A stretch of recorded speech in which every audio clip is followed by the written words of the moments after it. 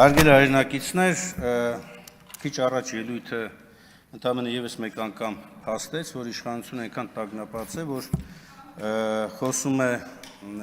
քաղաքական դաշտում, ընդդիմադիր դաշտում մեծ դերակատարություն ունեցող ուժի մասին, Հայաստան դաշինքի մասին, եւ խոսում է այսպես կոչված իբր հրահանգավորման մասին, ակնհայտ է, որ հրահանգներով շարժվողը դուք եք, մեծամասնությունն է, եւ շարժվում է մեկ անձի հրահանգով, եւ այն էլ բռնապետական մեծ հակումներ ունեցող անձի հրահանգով, եւ այսօրվա հենց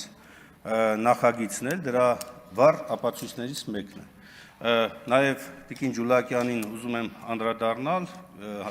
ֆրակցիայի ելույթով, այդ ֆրակցիայի դիրքորոշումը կասեմ։ Տիկին Ջուլակյան, դուք կամայականորեն նորից մեկնաբանեցիք Վենետիկի եւ ԺՄԻԿ-ի մոտեցումները,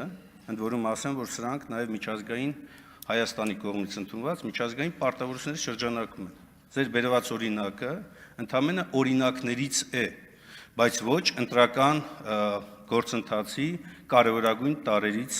տարերը ամբողջությամբ, որովհետեւ դիտորդների վերաբերյալ կարգավորումները համարվում են ընտրական օրենսդրության սկզբունքային կարգավորվող համակարգերից մեկը։ Բացի դա, քիչ առաջ տեղ ունեցավ նաև խորհրդի նիստ, որտեղ ակնհայտ դարձավ, որ մեծամասնությունը անկախ ամեն ինչից, առհամարելով բոլոր ժողովրդավարական նվազագույն կանոնները, իրավական նվազագույն պարտավորությունները, որոշել է ուժի զոռով, այսպես ասած, այս նախաձեռնությունն էլ առաջիկա ընդամենը մի քանի ամսից սպասվող ընտրություններում իրականացնել փոփոխություն։ Բովանդակության մեր